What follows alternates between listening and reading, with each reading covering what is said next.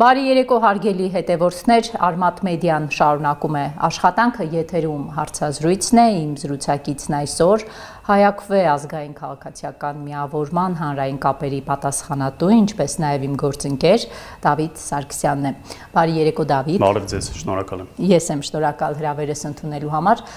Դավիթ, Հայաքվե միավորման համակարգող Ավետիք Չալաբյանը 3 կալանավորվեց 2 ամսով։ Հերթական ձայնագրությունը հրապարակեցին իրավապահ մարմինները, ինչից հետո կալանավորվեց Ավետիք Չալաբյանը։ Ավետիք Չալաբյանը իր ազգային տեսակով, սահմանադրական փոփոխությունների դեմ իր պայքարող տեսակով միշտ եղել է առաջնագծում։ Ես 3 հետևում էի դատարանի բակում հարցազրույցներ տվող նրա գործընկերներին, բոլորը միաբերան պնդում էին, որ սա քաղաքական գործընթաց է։ Այդ դեպքում ձեզ ինչի մասին են այդ ձայնագրությունները, որոնք հրապարակվել են։ Միայն մեկ ճշգրտում, հարգելի աղավնի, ոչ թե իրավապահ մարմիններն են հրապարակել ձայնագրությունը, այլ լռության օրը, հունիսի 6-ին, պրոիշխանական մի քանի տելեգրամ կայքեր միաժամանակ նման մի արտահոսք են թողարկել, որտեղ այո լսվում է Ավետիք Չալաբյանի ձայնը, բայց անհասկանալի է ինչ հանգամանքներում, անհասկանալի է թե ում հետ։ Դրան անմիջապես հաջորդում է այս վարչախմբի սիրելի ճակերտյալ իրավապաշտպան Դանիել Իոաննիսյանի այն գրառումը, որ ինքը այս ձայնագրությունը որպես հանցանքի մասին հաղորդում ներկայացնելու է իրավապահ մարմիններին։ Եվ հունիսի 7-ին, այսինքն քվեարկության ընթացքում Ավետիք Չալաբյանը որպես Հայաքվեի անունից, բայց ուժեղ Հայաստան դաշինքի կազմում ավելի քան 220 վստահված անձանց գործունեությունը համակարգող,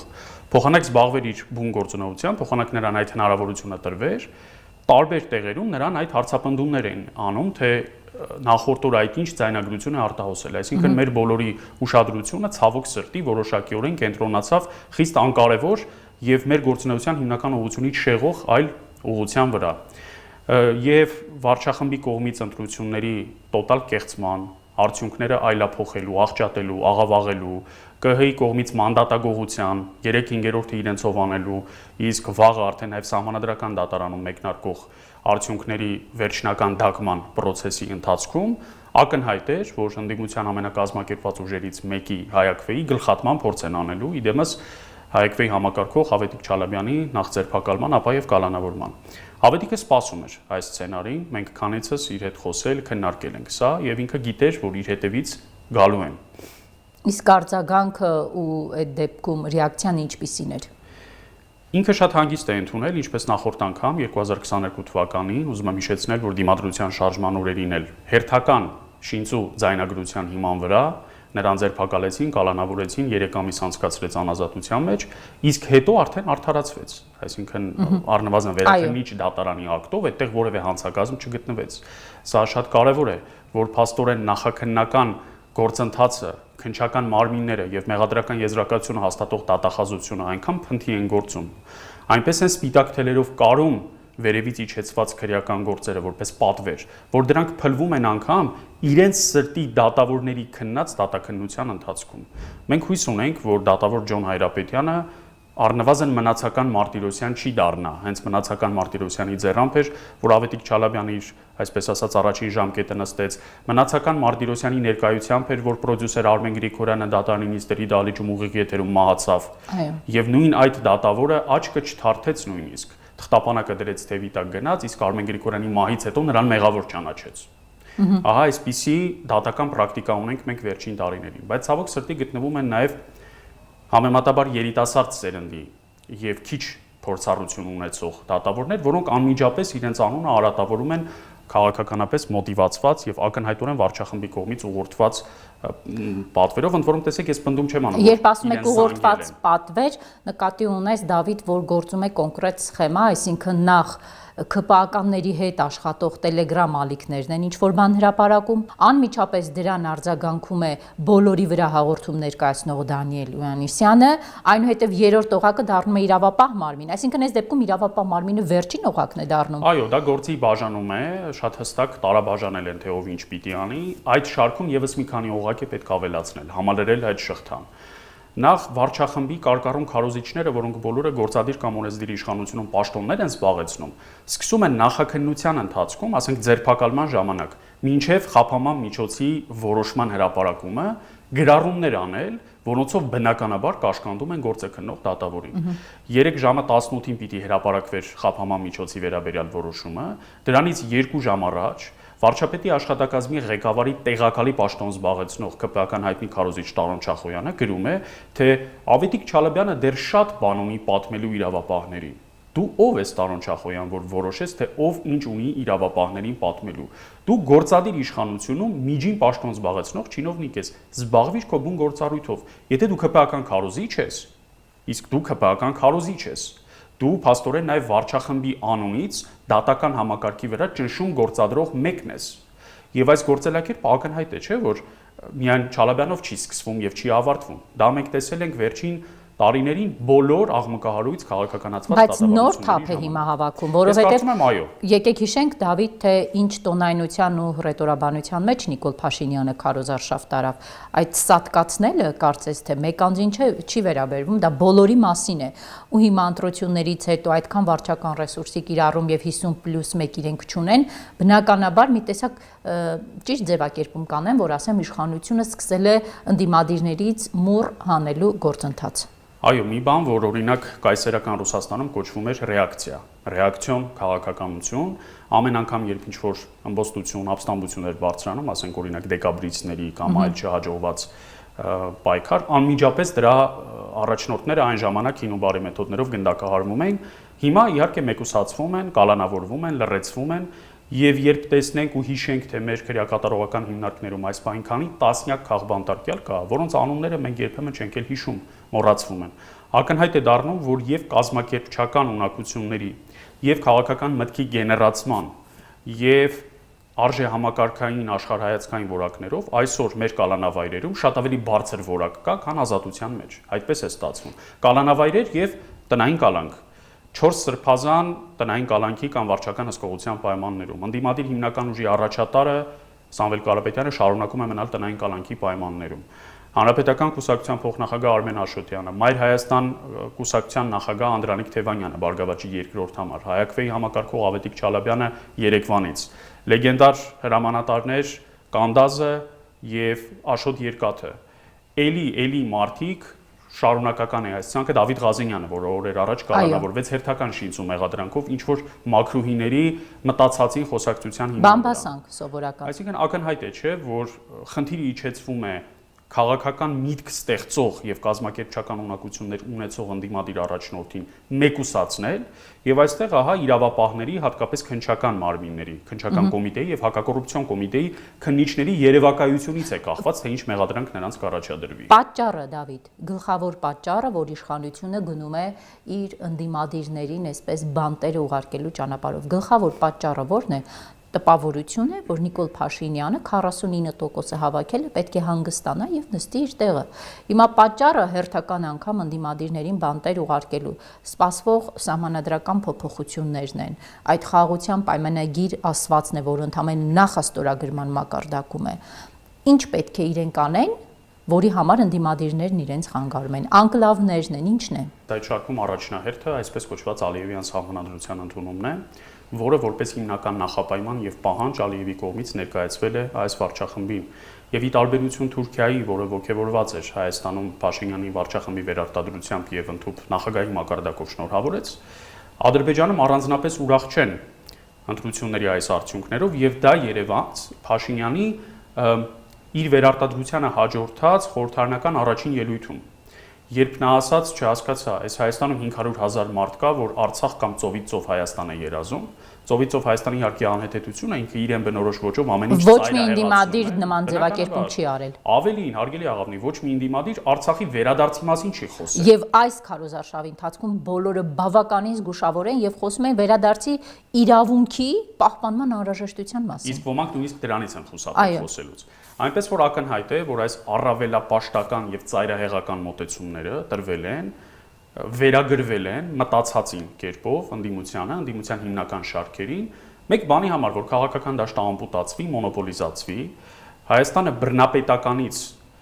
անցում կատարի դեպի ամբողջատիրական, այսինքն ավտորիտարից դեպի տոտալիտար համակարգ։ Տոտալիտարի տարբերությունը ավտորիտարից այն է, որ ի տարբերություն ավտորիտարի, որտեղ ֆորմալ առումով որևէ ինքնուրույն օղակ կա իշխանության, օրինակ առանձին դատավորներ, ապա տոտալիտարի դեպքում ամբողջական վերահսկողություն, այսինքն իշխանության 3 թևերից որևէ մեկի որևէ ներկայացուցիչ, եթե նույնիսկ օրինակ անկախ դատավորի համարում ունի, հնարավորություն չունի ուղղակի չի դիտարկում իշխանության կամքին հակասող որևէ գործունեություն անելը։ Եվ այս պայմաններում մենք կարծում եմ Բելարուսին եւ Ադրբեջանին տոտալիտար համակարգի քաղբանտարկյալների թվի, իշխանության մոնոպոլիզացիայի, բրգաձև իշխանության կառուցվածքի առումով տվել անցել ենք։ Իրոք, ոչ Լուկաշենկոն, ոչ Ալիևը անգամ իրենց ընդդիմադիրների հետ այսպես չեն վարվում։ Տիխանովսկայային էին, չէ՞, հյուրընկալել Երևանում եվրոպական քաղաքական համայնքի գագաթաժողովում։ Կամ օրինակ Ադրբեջանից վաղուց հեռացած ընդդիմադիր այլախոհ ամուսիններ կան, Լեյլա եւ Արիֆ Յունուսները։ Հայաստանում ընդդիմադիրների ի տարբերություն այս վարչախմբի պնդումների արտերկից չեն գնում, չեն փախնում, ինչպես իրենք են պնդում, այլ մնում են այստեղ, բանտարկվում են, կտանքների են ենթարկվում, այո, եւ տարիներ շարունակ կարող են անցկացնել կալանավայրում կամ տնային կալանքի պայմաններում։ Գալով Ալիևյան սահմանադրությանը, տեսեք, Դավիթ Քարոզաշավի ամբողջ ընթացքում ընդդիմադիր ազգային թևն ասում էր, որ ժողովուրդ ադրբեջանցիներին Հայաստանում բնակեցնելու ծրագիր կա։ Եվ սրան ինչ էր հակադարձում այս իշխանությունը, որ չկա նման բան, բայց ընտրությունների ավարտից հետո ադրբեջանական կողմը ակտիվացրել է այս թեման, 3 հերթական հայտարարությունն է տարածում այդ արևմտյան Ադրբեջան ֆեյք համայնքի ղեկավարը եւ ասում է ադրբեջանցիների Հայաստանում բնակեցնելու հարցը պետք է դառնա այդ խաղաղության բանակցային գործընթացի հիմքում, կետերից մեկը։ Կարող ենք ասել, որ խոշոր հաշվով կամ բնակեցվում են, կամ խաղաղության պայմանագիր չի ստորագրվում։ Սա է հիմա դրված Փաշինյանի սեղանին։ Դուք հիշեցրիք Ադրբեջանի կամ Արևմտյան Ադրբեջան համայնքի այդ արհեստացի միավորման ղեկավար Ազիզ Ալեկբերլիի խոսքերը։ Ես ուզում եմ հիշեցնել, որ ԿԸՀ-ի որոշման օրը, այսինքն քվեարկությունից մի քանի օր անց Հայաստան ժամանած առաջին բարձրաստիճան օտարերկրացի պաշտոնյան Ադրբեջանի նախագահի խորհրդական Հիկմեթ Հաջիևն էր, որը հանդիպել է Արմեն Գրիգորյանի, իսկ որոշ տվյալներով նաև այդ օրը մեկօրյա արձակուրդում Իջևանում գտնվող Նիկոլ Փաշինյանի հետ։ Փաշինյանը հետո խոստովանեց խորհրդարանում, որ Արմեն Գրիգորյանը իր հանձնարարությամբ է հանդիպել Հաջիևի հետ, եւ Հաջիևը բնականաբար եկել էր փարատելու Ալիևի մտահոգությունները, որ Ալիևյան սահմանադրությունը չի ընդունվի, եւ Փաշինյանը հիմա ամեն ինչ անում է, նախ ԿԸՀ-ի ապօրինի որոշմամբ դա դակեց, վաղը կամ առաջիկա մի քանի օրերի սահմանադրական դատարանում կվերջնականացնի այդ գործընթացը, եւ ինչ է ստացվում այս պահին խորհրդարանում Փաշինյանը, եթե սահմանադրական դատարանը այլ որոշում չկայացնի եւ շատ մեծ հավանականությամբ չի կայացնելու, Փաշինյանը ունենում է ձայների 3/5-ը, որը բավական է սահմանադրական օրենքներ փոխելու, բայց ոչ սահմանադրության նախագիծ առաջարկելու համար։ Սահմանադրության նախագծի համար 2/3 է պետք։ Եվ երբ ուսումնասիրում ես օրենսդրությունը, պարզ է դառնում, որ հանրաքվեների մասին օրենքը, որը սահմանադրական օրենք է, եւ որը կանոնակարգում է, թե ինչպես կարող է սահմանադրական փոփոխությունների նախագիծը դրվել հանրաքվեի, կարող է փոփոխվել ձայների 3/5-ով, ինչպես ցանկացած այլ սահմանադրական օրենք։ Այն ինչ ունի Փաշինյանը, դա կարող է անել, այսինքն իր падգամավորների թիվը բավարարում է։ 64 падգամավորը, այսինքն 3/5 մանդատների բավական է, որ Փաշինյանը իր խմբակցության ամբողջական ներկայացվածությամբ,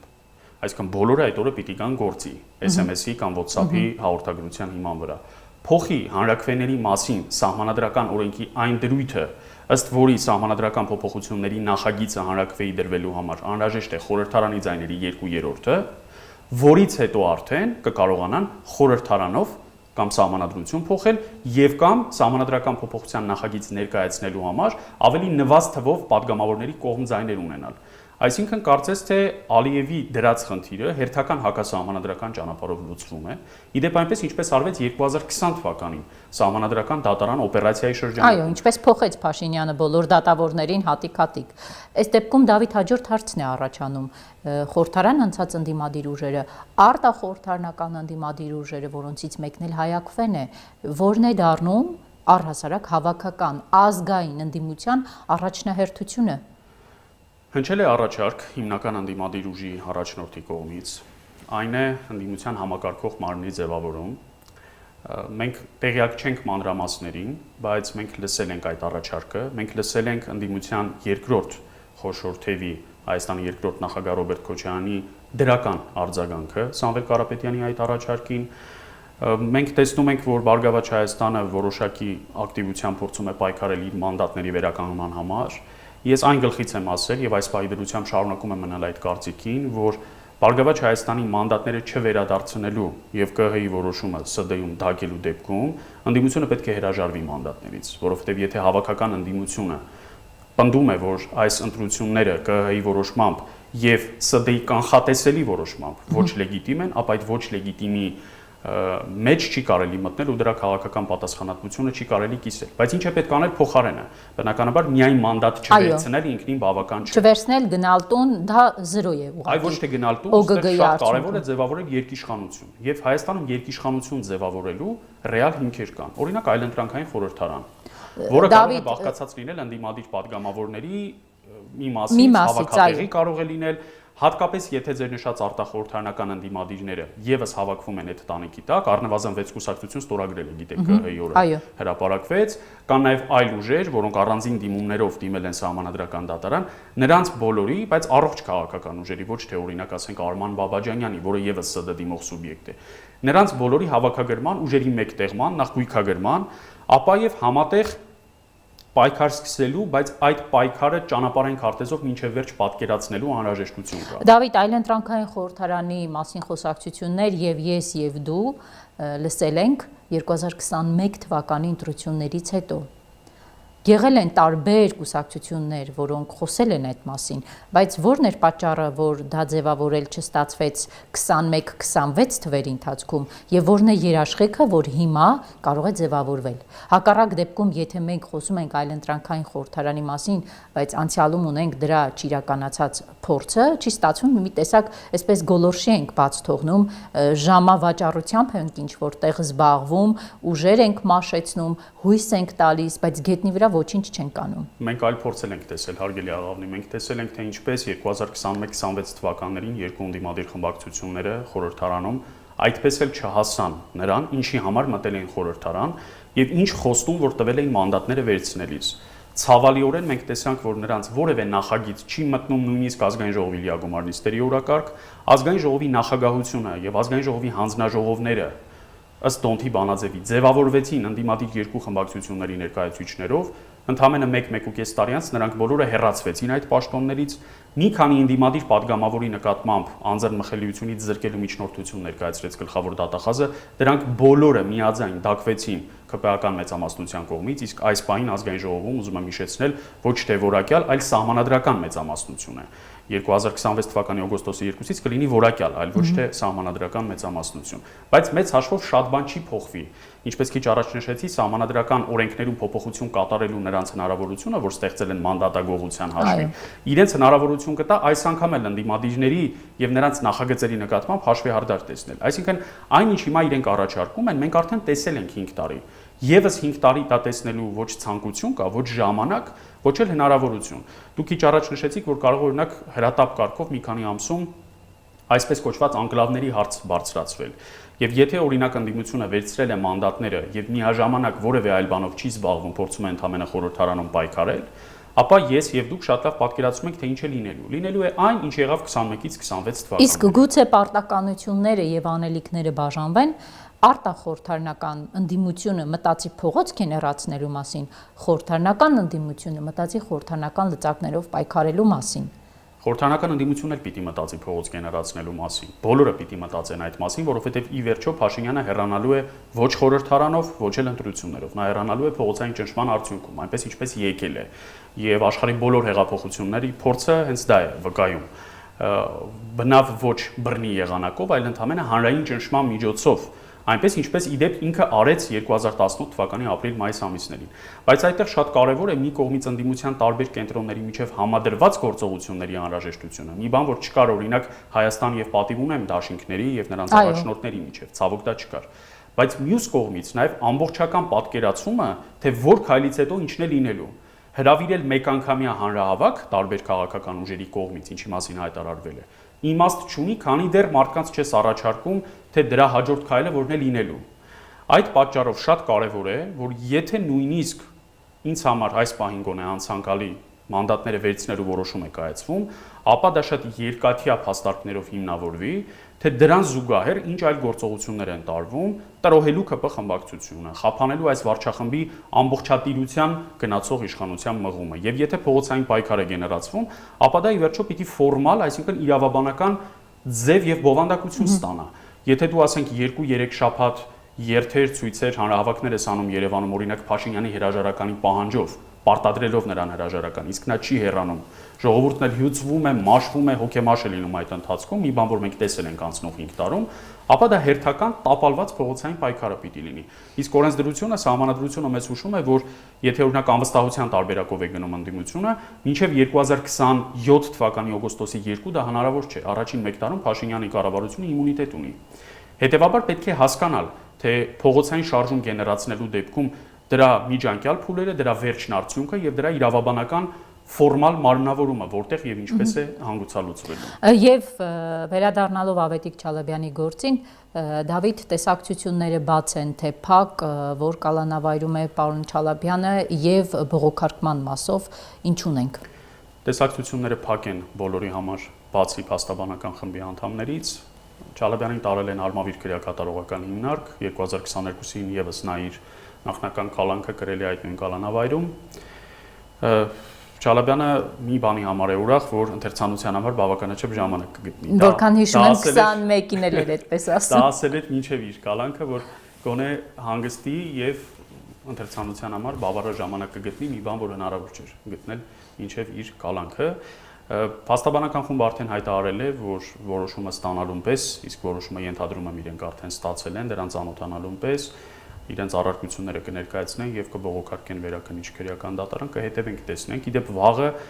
հրապարակվելու է, վաղը մի քանի կարևոր բան կա Երևանում եւ դա պետք է մեր նաեւ հերոստատիտողին տեղեկացնել։ Առաջինը այն է, որ Սահմանադրական դատարանում սկսելու է քննվել 7 կուսակցությունների հիման վրա միացյալ վարույթ ընդունված դիմումը եւ նաեւ Ուժեղ Հայաստան դաշինքը պլանավորում է ակցիա Սահմանադրական դատարանի շենքի առջեւ։ Դա մեկ։ Երկրորդը հրապարակվելու է Միքայել Սրբազանի գործով վերաքննիչ քրեական դատարանի դատական ակտը։